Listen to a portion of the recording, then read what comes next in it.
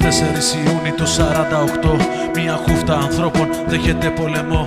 Θέλα να τους σοπάσουν και το θέμα να τελειώνει, όμως οι άνθρωποι αυτοί ποτέ δεν ήταν μόνοι. Και επειδή αποφασίσαν να κάνουν το σωστό, βρήκανε συμπαράσταση από όλο το λαό. Πολεμήσανε μαζί σε δύσκολες εποχές, μερικοί το θυμούνται σαν να ήταν μόλις χθες.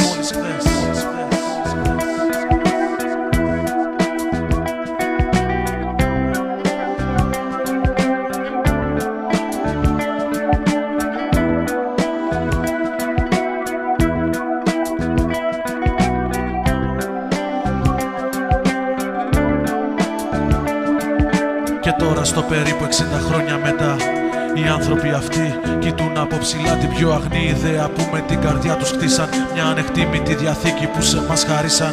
Κι εσύ, οπαδέ της ιδέας, μην ξεχνάς τη δυσοδεία της βρωμιάς μακριά σου να κρατάς. Κι αν με μανία προσπαθούν να σε μειώσουν, είναι που περήφανοι ποτέ τους δεν θα νιώσουν.